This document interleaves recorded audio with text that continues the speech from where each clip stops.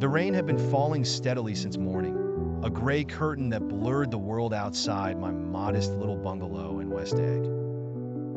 The weather, I thought, was oddly appropriate for the occasion. A reunion that seemed suspended in both time and emotion, where the past was clawing its way into the present.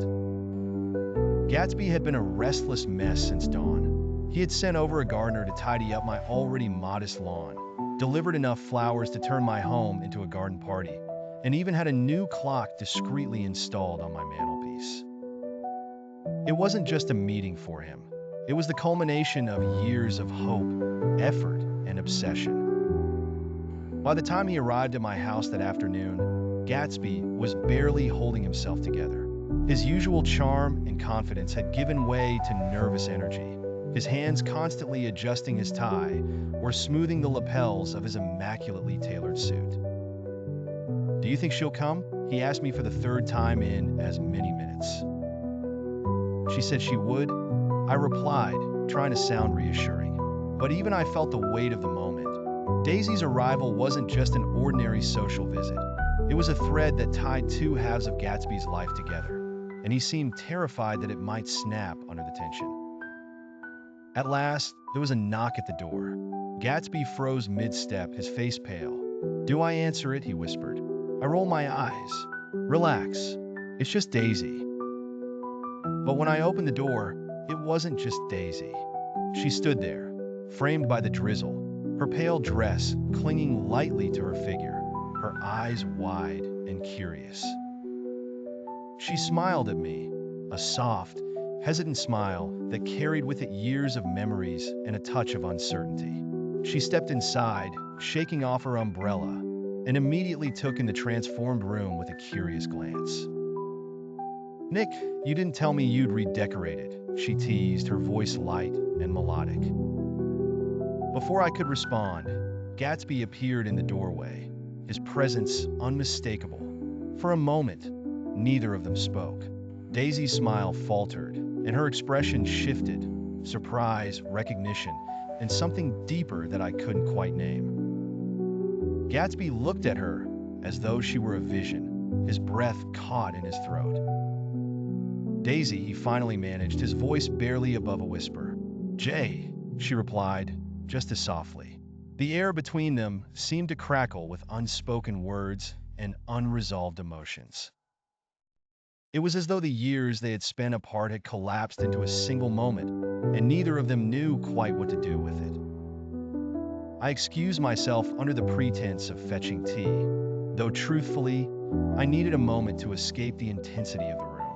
When I returned, balancing a tray of cups and saucers, the scene I walked into was almost unbearable in its awkwardness. Gatsby was fumbling through small talk, his usual eloquence reduced to stammered comments. Daisy sat stiffly, her hands folded neatly in her lap, her gaze darting around the room as though searching for an anchor. At one point, Gatsby knocked over the new clock on my mantelpiece.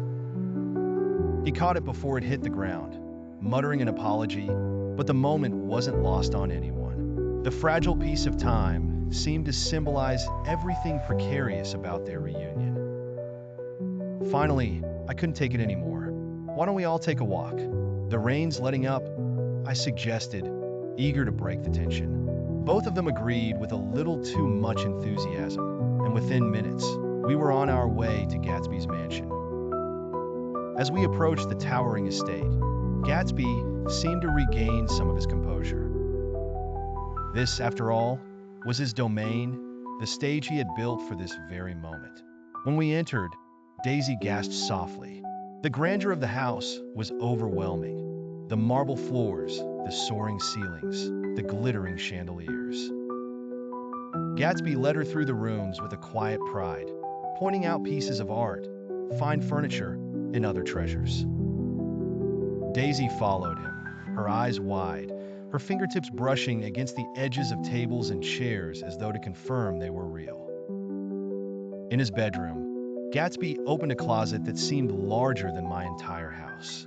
Inside was a rainbow of shirts, silks, linens, and cottons in every imaginable shade and pattern. He began pulling them out and tossing them onto the bed with an almost childlike glee, explaining where each one had come from. "This one's from London," he said, holding up a deep green shirt. "And this one's from Paris.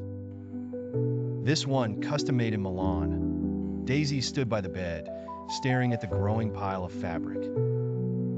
She reached out to pick up a soft lavender shirt, running her fingers over the smooth material. Then, suddenly, tears filled her eyes. She pressed the shirt to her face, her shoulders trembling. "They're such beautiful shirts," she said, her voice breaking. "It makes me so sad because I've never seen such beautiful shirts before." The room fell silent except for her soft crying. Gatsby stood frozen, unsure of what to do. He glanced at me helplessly, and I could only shrug. Daisy wasn't crying about the shirts, of course.